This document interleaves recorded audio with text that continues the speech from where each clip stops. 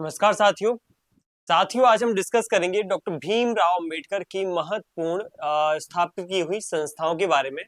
हमने पिछली क्लासेस में उनकी जीवन परिचय, हमने उनकी जीवन के अलग अलग जो 5 चरण रहे हैं, शिक्षा का काल, उसके बाद उनका जो रहा है शिक्षा, बचपन में शिक्षा का काल, फिर उसके बाद विदेश में शिक्षा, कोलंबिया यूनिवर्सिटी, उसके बाद लंदन स्कूल ऑफ इकोनॉमिक्स में, एमएससी डीएससी वगैरह। उसके बाद कैसे वो थीसिस लिख करके भारत में आते हैं, नौकरी करते हैं, चपरासी के माध्यम से उनको थोड़ा सा भेदभाव, छुआछूत की भावना देखने को मिलती है। उसके बाद कई सारी चीजें और भी होती हैं। बाद में उन्होंने सामाजिक उत्थान के लिए कई सारे प्रयास किए, महार सत्याग्रह, बहिष्कृत हितकारिणी सभा और बहुत सारी मूक नायक जैसी पत्रिकाओं का, ठीक है, बहिष्कृत भारत जैसी पत्रिकाओं का, पत्रों का, समाज पत्रों का प्रकाशन किया, जनता समता जैसे पत्रों का भी प्रकाशन किया। उसके बाद हमने अलग अलग किताबों का भी देखा कि सबसे एनिहिलेशन ऑफ द कास्ट, ठीक है, उसके बाद हुवर शुद्रास, ऐसी ऐसी उनकी अलग अलग रचनाएं हैं।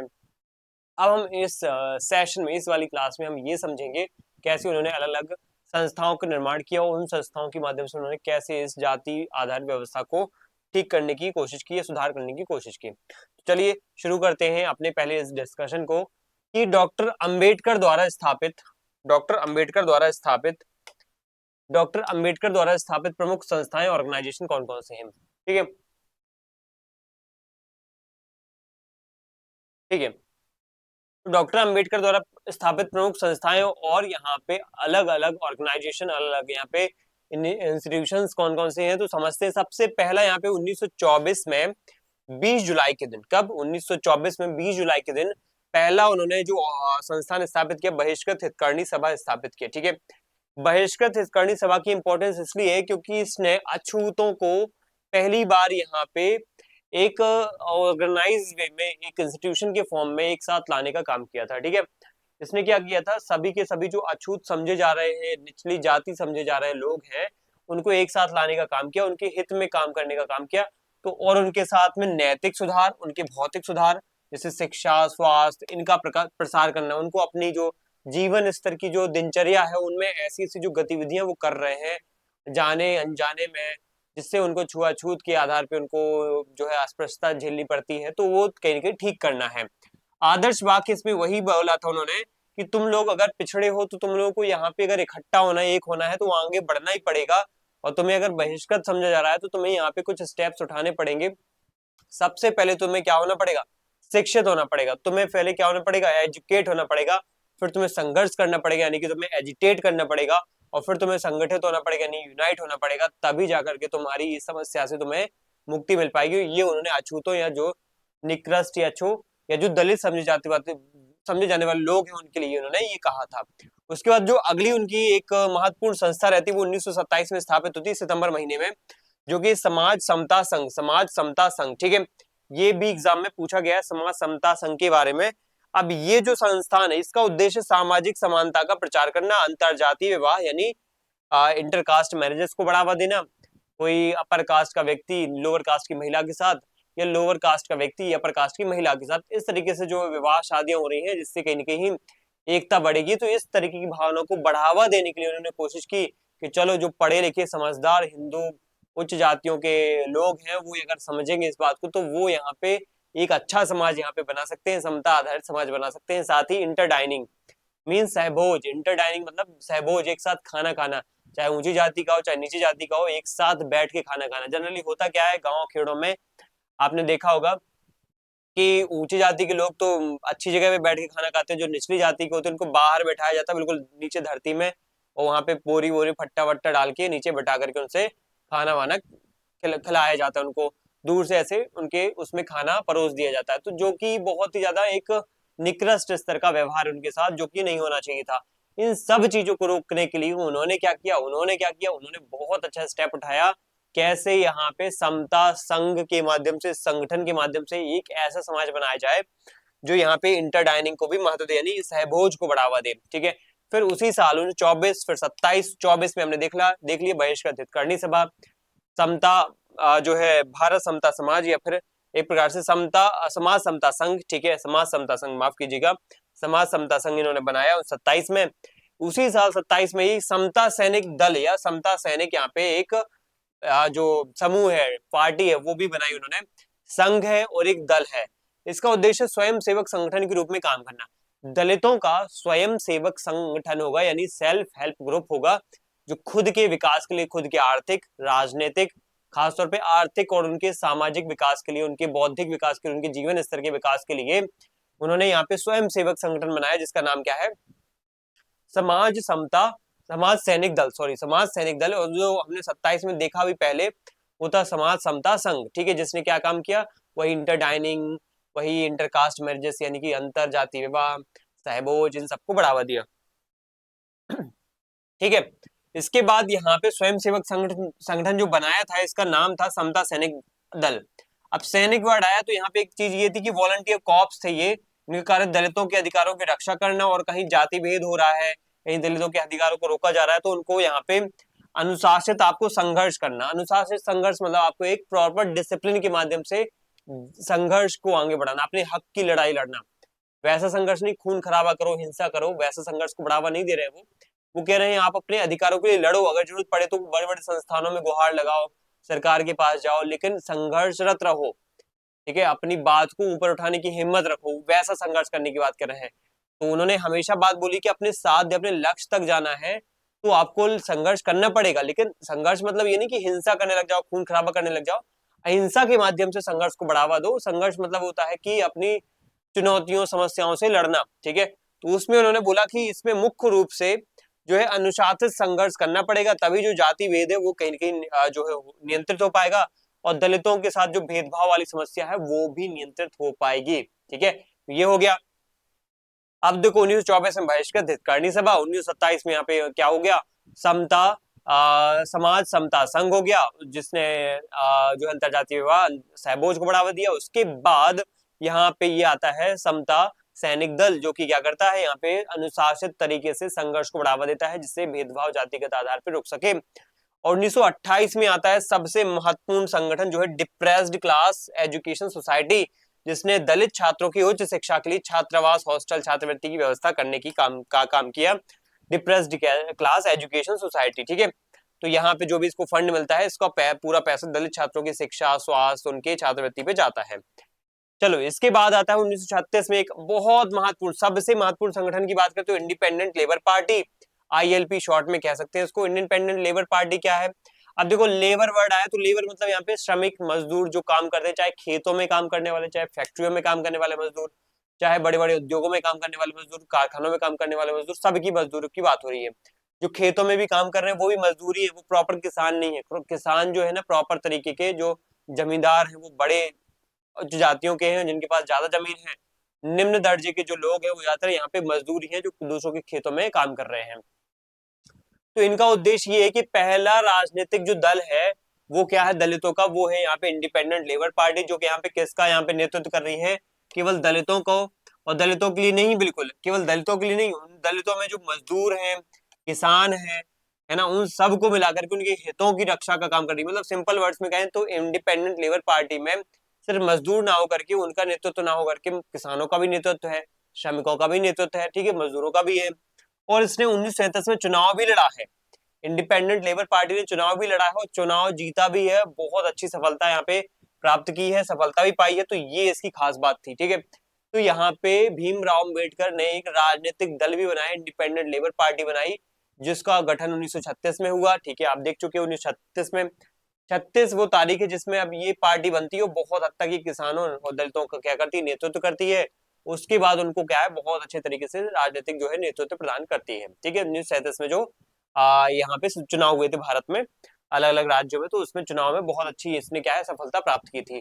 अब अगला नाम आता है 1942 में, जुलाई महीने में एक संगठन बनता है, वो कौन सा है, schedule caste federation. Schedule caste federation बनता है, बहुत महत्वपूर्ण हो जाता है, कई बार एग्जाम में पूछा गया है। शेड्यूल कास्ट फेडरेशन कब बना, 1942 में, वही साल जिस साल भारत छोड़ो आंदोलन गांधी जी करते हैं, और ये शेड्यूल कास्ट फेडरेशन का निर्माण करते हैं। इसमें ये था कि जो क्रिप्स मिशन आया था ना 1942 में, असफल हो गया था, जो अपनी सिफारिशों को यहाँ पे सही से ढंग से दे नहीं पाया, उसको लागू भी नहीं कर पाए, उसी की विफलता की वजह से यहाँ पे ILP को तो भंग कर दिया जाता है। ILP मतलब इंडिपेंडेंट लेबर पार्टी को खत्म कर दिया जाता है, और ये दल बनाया जाता है, कौन सा, शेड्यूल कास्ट फेडरेशन नाम का दल बनाया जाता है।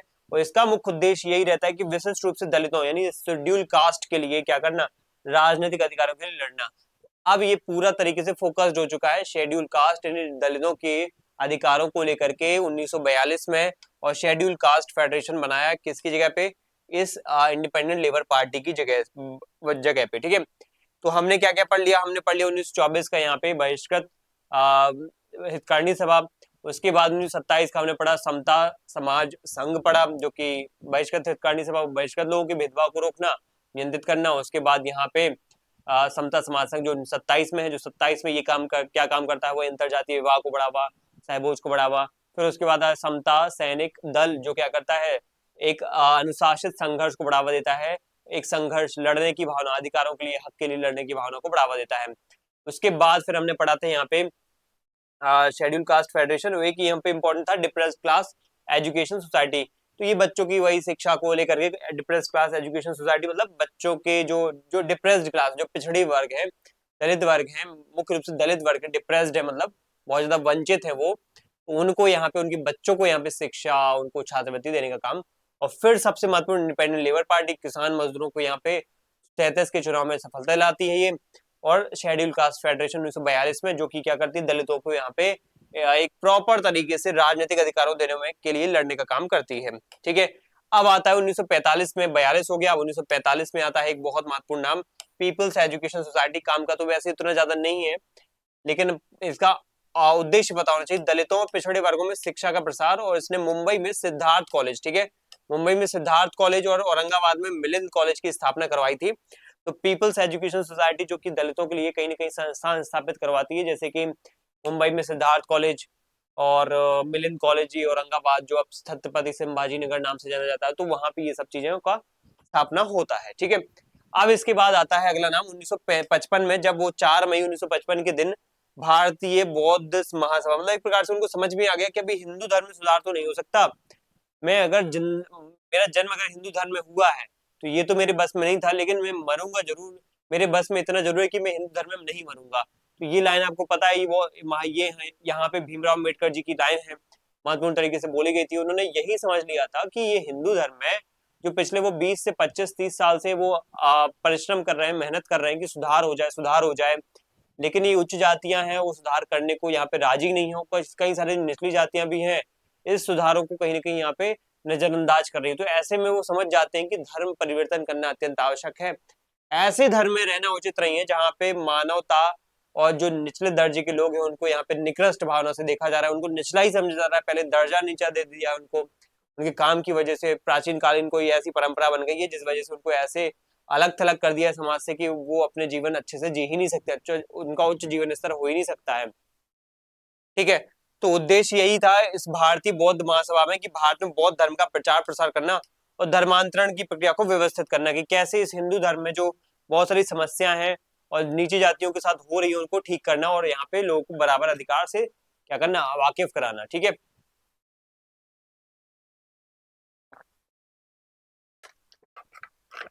तो ये उनके कुछ महत्वपूर्ण कार्य देखे जाते हैं अलग अलग संस्थाओं के माध्यम से। लास्ट में हमने दो संस्थान देखी, पीपल एजुकेशन सोसाइटी इतनी काम की नहीं है, लेकिन ये बहुत महत्वपूर्ण काम की है। तो 1955 की, 1942 के बाद सीधा 1955 की याद रखेंगे, जो है भारतीय बौद्ध महासभा, जो बौद्ध धर्म के प्रचार प्रसार में काम करती है। लास्ट यहाँ पे है 1956, जो प्रस्तावित यहाँ पे बताया जाता है, Republican party of India, Republican party of India इनके द्वारा इसकी स्थापना करवाई जाती है।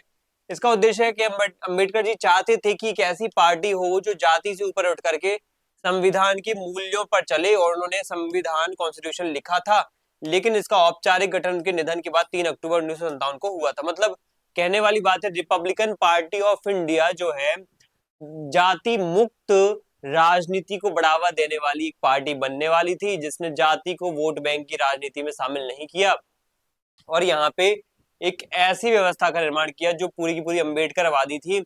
अम्बेडकर जी ने इस पूरी पार्टी का संविधान, मतलब पार्टी के नियम कायदे भी बना दिए थे, लेकिन उनका जो प्रॉपर तरीके से इम्प्लीमेंटेशन है और औपचारिक रूप से उसका क्रियान्वयन है, वो अपने जीते जी नहीं कर पाए। बाकी हाँ, कह सकते हैं निधन के बाद इसको कहीं ना कहीं लागू कर दिया गया था, इसको स्थापित कर दिया गया था, ठीक है। ये इनके बारे में बेसिक फंडामेंटल बातें स्टार्टिंग की हो जाती हैं।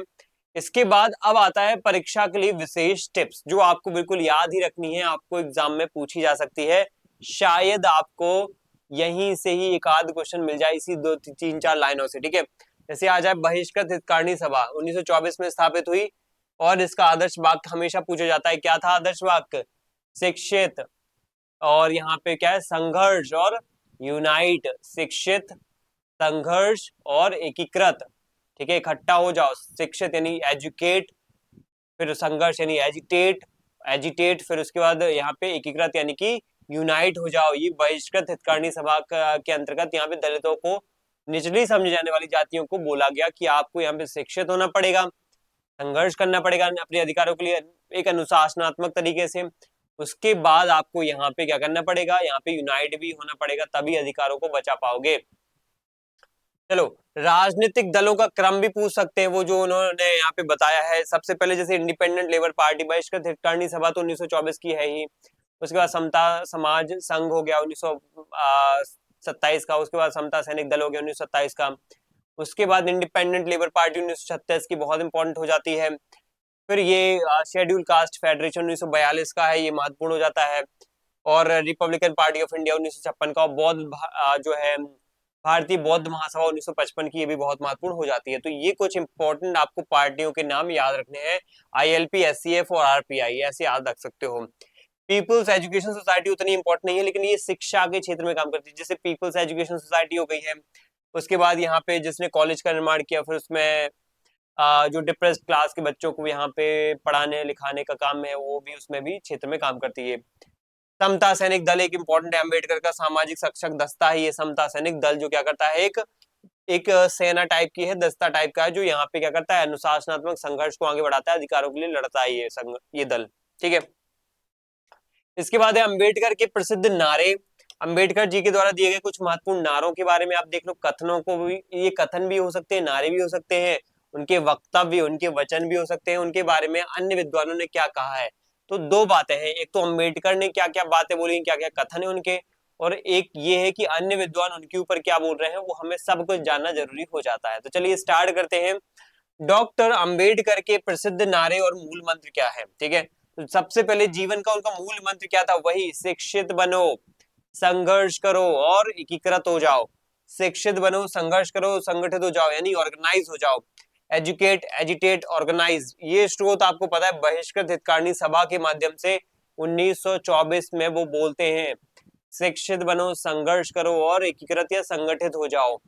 उसके बाद धर्म परिवर्तन की घोषणा, ये भी एक उन्होंने नारा दिया था, बहुत अच्छा नारा था उनका, एवला में 1935 में, कि मैं हिंदू धर्म में तो पैदा हो गया, ये मेरे बस की बात नहीं थी, लेकिन मैं हिंदू धर्म होकर के मरूंगा, ये मेरे बस में है। ये मैं हिंदू धर्म में रहकर मरूंगा, ये मेरे बस में, मतलब हिंदू धर्म में रहकर नहीं मरूंगा, ये मेरे बस में है। कि मेरा बस इसमें नहीं था कि मैं हिंदू धर्म में पैदा हूं या ना हूं, ये तो प्राकृतिक है, लेकिन इसमें जरूर मेरा बस है कि मैं हिंदू धर्म में नहीं मरूंगा, मैं किसी और धर्म में मरूंगा, ये मेरे बस में है। क्योंकि बाद में उन्होंने धर्म चेंज कर लिया, बुद्ध धर्म में चले गए वो। इसके बाद और दूसरी बातें क्या है, संविधान के दुरुपयोग पर उन्होंने एक बहुत अच्छी बात बोली थी, बहुत अच्छी बात। मुझे सबसे प्यारी बात यही लगती है कि यदि मुझे लगा संविधान का दुरुपयोग किया जा रहा है, और तो मुझे इसे जलाने का पहला व्यक्ति होऊंगा। कि अगर मुझे लगा कि यहाँ पे संविधान का दुरुपयोग हो रहा है, गलत यूज हो रहा है, जहां जैसा जिस दिशा में यूज होना चाहिए वो नहीं हो रहा है, यहाँ पे मैं सबसे पहले जलाऊंगा। राज्यसभा में भाषण देते वक्त इन्होंने ये बात बोली थी 1953 में। अगर इंदिरा गांधी के टाइम पे वो होते ना, सबसे पहले वही जलाते, क्योंकि ये संविधान का उल्लंघन उन्हीं के टाइम पे भयंकर तरीके का हुआ था, आपातकाल जब लगा था, ठीक है। तो लोकतंत्र और धर्म पर उनके क्या विचार थे लोकतंत्र को लेकर के, देखो लोकतंत्र के समर्थक थे, धर्म के लिए थोड़ा सा वो अलग थे। मैं उस धर्म को पसंद करता हूँ, लोकतंत्र के मामले में वो कहते हैं मैं उस धर्म को पसंद करता हूँ जहाँ स्वतंत्रता भी है, समानता भी है और बंधुत्व भी है, मतलब equality, liberty, equality and fraternity. ये मत सोचना कि ये फ्रांस की क्रांति से लिया गया है, कहाँ से लिया गया है, बौद्ध धर्म से लिया गया है, महात्मा बुद्ध से सीखा है। तो ये उन्होंने खुद कहा है कि कहाँ से सीखा है इन्होंने, ये बौद्ध धर्म से। तो धर्म ऐसा होना चाहिए जो कहीं ना कहीं आपको क्या करे, आगे ले जाए, बढ़ाए आगे, ठीक है।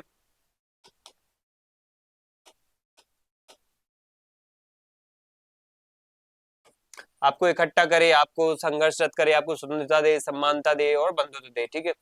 ये बौद्ध धर्म से सीखा था, ना कि फ्रांस की क्रांति से। अब यहाँ पे अंबेडकर के महत्वपूर्ण कथन है, विषय वार आप समझना। जैसे राजनीति भक्ति पर उन्होंने एक बात बोली थी कि धर्म में भक्ति आत्मा की मुक्ति का मार्ग है। जैसे मैं धर्म के नाम पे, हिंदू धर्म के नाम पे मान लो कोई भजन संध्या करता हूँ, कोई भक्ति योग करता हूँ, कोई ज्ञान योग में चलता हूँ या कुछ भी, तो मैं कहीं ना कहीं मोक्ष के लिए कर रहा हूँ। लेकिन कभी कभार क्या होता है, राजनीति में भी कुछ लोग भक्ति करने लगते हैं, किसी व्यक्ति, किसी नेता, किसी बड़े मंत्री, किसी बड़े पद पे बैठे, महान पद पे बैठे हुए व्यक्ति की, तो वो गलत है। उसको वो बोलते हैं कि ये व्यक्ति की पूजा करना पतन और तानाशाही को सुनिश्चित करने वाला मार्ग है। तो समझ जाओ, जब भी अगर हमारे देश में आपको लगे कितना बढ़िया चल रहा है, बहुत बढ़िया, ये नेता तो बहुत परफेक्ट है, उसको भगवान की तरह पूजे जा रहे हो, ये करे जा रहे हो, वो करे जा रहे हो, तो अम्बेडकर जैसे लोग कह रहे हैं कि आप बेवकूफ हो, आप उसकी पूजा कर रहे हो, आप कहीं ना कहीं पतन और तानाशाही को मौका दे रहे हो, देश बर्बाद होने की कगार में ले जा रहे हो, इसलिए आपको समझना पड़ेगा। सामाजिक लोकतंत्र के मामले में यहाँ पे वो बात बोलते हैं कि राजनीतिक लोकतंत्र तब तक नहीं टिक सकता जब तक कि उसके आधार में सामाजिक लोकतंत्र ना हो। मतलब राजनीतिक रूप से सबको एक बराबर वोट, बराबर मानवाधिकार, बराबर आपको कहीं की स्वतंत्रता समानता दे दो, कोई दिक्कत नहीं है, लेकिन सामाजिक रूप से आपने वो सम्मान नहीं दिया निचले दर्जे के लोगों को, यहाँ पे दलितों को, यहाँ पे, तो वो कहीं ना कहीं राजनीतिक जो लोकतंत्र है, समानता है, वो कहीं ना कहीं फालतू लगेगी, यूजलेस लगेगी। इसलिए जरूरी क्या है, जरूरी है कि यहाँ पे सामाजिक रूप से लोगों को, यानी कि वही दलितों को, वही पिछड़े लोगों को यहाँ पे ऊपर उठा लो। आदर्श समाज की बात करते हैं। मेरा आदर्श समाज स्वतंत्रता, समान, समता और भ्रातृत्व, यानी कि वही लिबर्टी, इक्वेलिटी एंड फ्रेटर्निटी, इस पर आधारित होगा। ये उनका आदर्श समाज है, आदर्श व्यवस्था है जो वो चाहते हैं राज्य में। अधिकारों पर वो बोलते हैं कि खोए हुए अधिकार भीख मांगने से नहीं मिलते हैं, उन्हें वसूल करना पड़ता है। अगर दलितों को अधिकार नहीं मिल रहा है, कोई ना कोई किसी न किसी चीज से वंचित है, तो उनको यहाँ पे क्या करना पड़ेगा, लड़ना पड़ेगा, वसूल करना पड़ेगा, ये है बात। इसके बाद इनके जाति और समाज को लेकर के क्या यहाँ पे इनके कथन है, तो जाति और समाज को लेकर के ये कहते हैं जाति केवल श्रम का विभाजन है, डिवीजन ऑफ लेबर है, नहीं है, नहीं है, जाति केवल श्रम का विभाजन नहीं है, बल्कि श्रमिकों का विभाजन हो गया। तुम्हारे घर में अगर बच्चा, तुम्हारा काम अगर श्रमिक वाला है, तो तुम्हारा बच्चा भी श्रमिक ही बनेगा। ये कितनी खतरनाक बात है। आज अगर मान लो हमारे घर परिवार में, हम सबके घर परिवार में कोई ना कोई व्यक्ति किसान होगा ही, है ना, खेती वेती करता होगा। अब मान लो हम नियम बना दे कि जिनके पिताजी किसान है, उनके बेटे भी किसान ही बनेंगे, या उनको इस क्षेत्र में काम करना ही चाहिए, करना ही पड़ेगा, तो कितना अजीब होगा, वो बढ़ ही नहीं पाएगा परिवार। लेकिन आप देखो हमारे इसी समाज में, आज भी समाज में समस्या है, वर्ग एक खास दलित वर्ग में, कि उनके जो मान लेते हैं यहाँ पे पूर्वज वो ये काम करते आए हैं, तो उनको भी ये काम करना पड़ेगा। लेकिन हाँ, अब 21वीं सदी में भाई कई सारे बदलाव हो रहे हैं, रिफॉर्म्स हो रहे हैं, तो बहुत सारे दलित वर्गों को आरक्षण के माध्यम से ऊपर उठाया जा रहा है, उनका उत्थान किया जा रहा है, तो ये अच्छी बात है, ये हमें पता होना चाहिए। ठीक है, इस मामले में वो क्या कह रहे हैं कि अगर हमें क्या करना है, श्रम का विभाजन करना है, तो हमें जाति, जो हमने जाति के आधार पर श्रम का विभाजन किया है ना, इसको खत्म करना पड़ेगा। और जो श्रम के विभाजन किया है, मतलब सॉरी, श्रमिकों का विभाजन किया है, उसको खत्म करना पड़ेगा और श्रम का विभाजन की तरफ जाना पड़ेगा। श्रम का विभाजन है ना, जरूरत श्रम के विभाजन की, ना कि श्रमिकों के विभाजन की। ठीक है, उसके बाद आता है अंतरजातीय विवाह। तो आपको पता है, जैसे उन्होंने अंतरजातीय विवाह की बात बोली ना, इनकी इंटरकास्ट मैरिजेस और इंटर डाइनिंग सहबोज वगैरह की बात, तो ये हमें पता होना चाहिए इस तरीके से। तो रक्त का मिलन, फ्यूजन ऑफ ब्लड ही वह एकमात्र तरीका है जिससे अपनेपन की भावना पैदा की जा सकती है।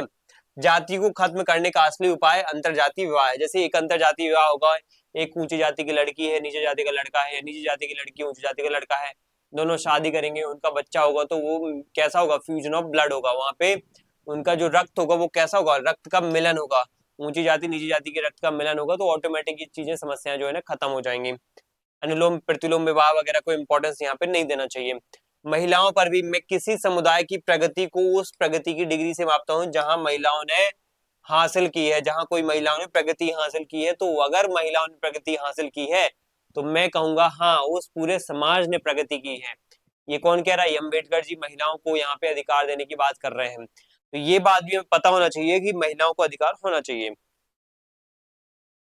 ठीक है, अब इससे हमें क्लियर हो जाता है कि हाँ, महिलाओं की प्रगति को लेकर के, यानी कि एक नारीवादी विचारक भी है ये। उसके बाद संविधान और गांव को लेकर के इनके विचार देखना, अनुच्छेद 32 को इन्होंने बोला है कि संविधान में, अगर कोई मुझसे पूछे कि संविधान में सबसे महत्वपूर्ण क्या है, सबसे महत्वपूर्ण क्या है, तो मैं सबसे महत्वपूर्ण बताऊंगा जिसके बिना संविधान क्या हो जाएगा, शून्य हो जाएगा, वो है आर्टिकल 32। अगर ये खत्म कर दिया तो संविधान भी शून्य हो जाएगा। इसके अलावा किसी और का नाम नहीं लूंगा, ये संविधान की आत्मा और उसका हृदय, heart and soul of the constitution is article 32। ठीक है, ये हो जाएगा यहाँ पे। गांव पर उन्होंने क्या बोला है, गांव पर गांधी जी के विपरीत है वो, गांव को लेकर के गांधी जी क्या कहते हैं, ग्रामीण अर्थव्यवस्था होना चाहिए, लेकिन ये क्या कह रहे हैं, ग्रामीण अर्थव्यवस्था जो है बहुत ही घटिया स्तर की होती है। गांव में क्या है, गांव में ये कहते हैं गांव में केवल स्थानीयता का नाला है, सिंक ऑफ लोकलिज्म है। सिंक ऑफ लोकलिज्म की बात किसने बोली है, ये पूछा जा सकता है। ये सिंक ऑफ लोकलिज्म यानी गांव को स्थानीयता का नाला किसने कहा है, तो ये कहा है भीमराव अम्बेडकर ने, क्योंकि वहां अज्ञानता है, वहां संकीर्णता है, वहां सांप्रदायिकता है, वहां कहीं न कहीं कैसा है, वहां पे रूढ़िवाद है, वहां पे जातिवाद है, छुआछूत हद से ज्यादा है, नवीन सुधारों को लेकर कोई जगह नहीं वहां पे। तो इस तरीके की बातें गांव में बहुत होती हैं, इसलिए गांव आधारित व्यवस्था जो है बहुत बुरी है। अब यहाँ पे समझेंगे कि अन्य विद्वान क्या सोचते हैं, नेताओं के क्या विचार हैं अम्बेडकर के प्रति, तो फटाफट यहाँ पे इनके बारे में भी समझेंगे। जैसे डॉक्टर राजेंद्र प्रसाद का संविधान सभा के अध्यक्ष होने के नाते क्या था एक सोचना, कि हमने प्रारूप समिति ने ड्राफ्टिंग कमेटी में डॉक्टर अंबेडकर को शामिल करने और उन्हें अध्यक्ष बनाने से बेहतर कोई निर्णय नहीं लिया है, क्योंकि उन्होंने अपने स्वास्थ्य की परवाह न करते हुए इस कार्य को पूरा किया। उन्होंने अंबेडकर को संविधान का दक्ष पायलट कहा। क्या कहा, संविधान का दक्ष पायलट अंबेडकर को किसने कहा, ये राजेंद्र प्रसाद ने कहा, क्योंकि उन्होंने अपना सर्वस्व न्यौछावर करके यहाँ पे पूरा अपना खुद का ख्याल ना रखते हुए बीमारी के समय में भी अब इस संविधान को बनाने में बहुत बड़ी भूमिका निभाई है। इसके बाद अगला नाम आता है जवाहरलाल नेहरू, भी तारीफ करते हैं अम्बेडकर, हिंदू समाज की तमाम दमनकारी प्रवृत्तियों के खिलाफ विद्रोह के प्रतीक है, सिंबल ऑफ रिवॉल्ट है। जो भी हमारे हिंदू समाज में समस्याएं कमियां हैं उनको ठीक करने के एक बहुत बड़े क्या है, ये एक बड़े बड़े नेता है या फिर एक बहुत बड़े व्यक्तित्व हैं। इसके बाद महात्मा गांधी भी बोलते हैं अंबेडकर के बारे में कि अंबेडकर अपनी बौद्धिक क्षमता में किसी से कम नहीं है, वे हिंदू धर्म के लिए एक चुनौती हैं। हालांकि उनके बीच मतभेद थे पर गांधी उनकी मेधा पर सम्मान करते थे, और इवन लिटरली गांधी जी ने ही संविधान सभा के बड़े नेताओं को सजेशन दिया था कि अंबेडकर जी को यहाँ पे संविधान सभा का हिस्सा बनाना ही चाहिए। फिर उसके बाद केवी राव, बहुत महत्वपूर्ण लाइन बोली है, अंबेडकर संविधान के जनक ही नहीं बल्कि उनकी जननी है, मदर भी है। ये प्रश्न बहुत बार पूछा जा चुका है केवी राव का कि संविधान की जननी कौन है, तो ये अजीब सा लगता है लोगों को, संविधान की जननी कोई महिला ही होगी ऑप्शन में, तो यहाँ पे आप आंसर टिक करोगे अंबेडकर। अंबेडकर को ही संविधान की जननी कहा जाता है, अंबेडकर को संविधान की जननी कहा जाता है, रटना ही बाद में। ठीक है, तो ये हमारा क्या है यहाँ पे डिस्कशन हो जाता है। ग्रेनविल ऑस्टिन ने क्या कहा है, ग्रेनविल ऑस्टिन की किताब है the Indian constitution, the Indian constitution नाम की किताब में उन्होंने कहा है कि संविधान सभा में अंबेडकर का योगदान सबसे उत्कृष्ट था। वे सबसे पहले और सबसे महत्वपूर्ण रूप से क्या करते हैं, एक सामाजिक क्रांतिकारी थे। वो सबसे पहले, सबसे महत्वपूर्ण और सबसे ज्यादा बड़े स्तर पे काम करने वाले, समाज के उत्थान में काम करने वाले एक क्रांतिकारी नेता थे। अशोक मेहता क्या कहते हैं, अंबेडकर ने जिन कड़वे अनुभवों को पिया उसे उन्होंने संविधान में मिठास न्याय के रूप में उकेरा। उनके जीवन में जितनी ज्यादा छुआछूत भेदभाव उन्होंने खुद महसूस की है अंबेडकर जी ने, उन्होंने उसका कोई ऐसा नहीं है कि बदला लेने का काम किया हो कि चलो मेरे बस में है अब संविधान। एक जमाने में वो मनु ऋषि थे, उन्होंने ऐसी स्मृति बनाई, मनुस्मृति बनाई, जिसमें उन्होंने निचले दर्जे को यहाँ पे बहुत ज्यादा क्या बना दिया, संकीर्ण स्थिति में डाल के रख दिया, उनको बहुत ज्यादा क्या है जो हाशिए पे खड़ा करके रख दिया, शूद्रों को यहाँ पे बहुत ज्यादा क्या बना दिया, पिछड़ा बना दिया, और बुरी स्थिति उनकी कर दी। लेकिन मेरे आज बस में है, मैं चाहूं तो कुछ भी ब्राह्मणों के लिए कुछ भी कर सकता हूँ, या ऊंची समझी जाने वाली जातियों के लिए पूरा बर्बाद कर सकता हूँ उनको। वो चाहते तो कर भी सकते थे ऐसा संविधान बनवा करके, लेकिन शायद मुश्किल होता उनके लिए, लेकिन करवा सकते थे वो, और भी आरक्षण दिलवा सकते थे। लेकिन उन्होंने यहाँ पे समझा कि नहीं, न्याय मुझे अगर इनको देना है तो इसका मतलब ये नहीं कि किसी और के साथ बदले की भावना के साथ मैं दूं। ये अम्बेडकर के विचार थे, इस मामले में हम उनको इज्जत करना चाहिए। कहीं ना कहीं आज के समय में हम उनका जो नाम ले रहे हैं, हम उनको आज याद करते तो बहुत ही गलत तरीके से याद करते हैं कि उन्होंने लड़ाई लड़ी ऊंची जातियों के खिलाफ। उन्होंने ऊंची जातियों के खिलाफ लड़ाई नहीं लड़ी, उन्होंने उस परंपरा के खिलाफ लड़ाई लड़ी है जो यहाँ पे परंपरा चली आ रही है। ठीक है, उनको हमें बहुत गहराई समझना चाहिए। वो चाहते तो वो कुछ भी कर सकते थे, लेकिन नहीं किया, क्योंकि उनके अंदर भावना वैसी नहीं थी जैसे आज लोग उनको समझ रहे हैं कि वो ऊंची जातियों के खिलाफ काम कर रहे हैं, लड़ रहे थे। ऐसा नहीं था। अगर वो निचली जातियों को, निचली समझी जाने वाली जातियों को, दलितों को अगर वो उत्थान करना चाहते थे तो न्याय के साथ, किसी का नुकसान करने के साथ नहीं करना चाहते थे, ठीक है। तो अम्बेडकर ने जिन कड़वे अनुभवों को पिया, समझा, जिया उन्होंने, उसका उन्होंने ये नहीं कि उनका उन्होंने जो है भारपाई कर ली पूरी, एक एक से बदला लिया, उन्होंने उसको मिठास न्याय के रूप में उकेरा और यहाँ पे सबका यहाँ पे भलाई का काम किया। तो परीक्षा के लिए हमें की टर्म्स जो है कौन कौन सी याद रखने ही है, जो पूछे ही जा सकते हैं, जैसे स्थानीयता का नारा, सिंक ऑफ लोकलिज्म, ये किसका नारा है या किसने कहा ये वर्ड, तो अम्बेडकर जी ने गांव के लिए कहा है, किसके लिए भी ये पूछा जा सकता है, तो गांव के लिए कहा है। विद्रोह का प्रतीक नेहरू जी, नेहरू जी ने यहाँ पे किसको बोला है, अम्बेडकर को बोला है विद्रोह, हिंदू धर्म के विद्रोह, हिंदू धर्म के खिलाफ विद्रोहों का प्रतीक है। हिंदू धर्म में जो चली आ रही परंपराएं कुरीतियां हैं, उनके दमनकारी भाव को, स्वरूप को खत्म करने का या उनके खिलाफ विद्रोह करने का प्रतीक कौन है, अम्बेडकर है। संविधान की जननी केवी राव ने कहा अम्बेडकर के लिए भक्ति मार्ग की राजनीति में वर्जित है, अम्बेडकर के लिए अनुसार यहाँ पे कहा गया है। अराजकता का व्याकरण, ग्रामर ऑफ एनार्की, सत्याग्रह और प्रदर्शनों को कहा अम्बेडकर ने। मतलब एक प्रकार से कह सकते हैं सत्याग्रह और प्रदर्शन जो है गांधी जी के तरीके हैं जो, उसको उन्होंने एनार्की कहा है, अराजकता का व्याकरण कहा है, इस प्रकार से। तो ये बातें हमें यहाँ पे याद रखनी चाहिए। अब हम अगले नेक्स्ट सेशन में उनके सभी के सभी सिद्धांत खत्म कर लेंगे, कौन कौन सिद्धांत यहाँ पे पूछे जा सकते हैं, कौन कौन सिद्धांतों को हमें पूरी जानकारी होना चाहिए। आपको मैं कुछ बातें यहाँ पे बता देता हूँ कि कौन कौन सिद्धांत पढ़ेंगे। पहले हम राजनीतिक पढ़ेंगे, राजनीतिक सिद्धांत पढ़ने के बाद हम फिर उसके बाद धीरे धीरे उनके आर्थिक सिद्धांतों को पढ़ेंगे, ठीक है। राजनीतिक पढ़ेंगे, राजनीतिक पढ़ने के बाद यहाँ पे फिर उसके बाद बात आएगी आगे जाकर के,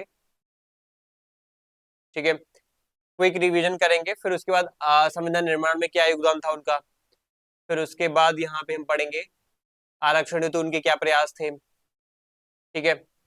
फिर उसके स्टेट एंड माइनॉरिटीज, फिर उसके बाद सामाजिक सांस्कृतिक क्या उनके अलग अलग योगदान थे, इनके बारे में हम डिस्कस करेंगे। और फिर उसके बाद थोड़ा सा डिस्कशन आर्थिक विचारों पर होगा। आर्थिक विचारों के बाद उनके थोड़े से डिस्कशन हम करेंगे बौद्धिक विचारों पर, बौद्धिक और शिक्षा संबंधी विचारों पर, और यहाँ पे ये डिस्कशन जो है एंड हो जाएगा लास्ट में निष्कर्ष के साथ, ठीक है। तो एक क्लास और करना है, फिर उसके बाद हमारा अम्बेडकर वाला टॉपिक खत्म। थैंक यू आप सभी को एंड जय हिंद।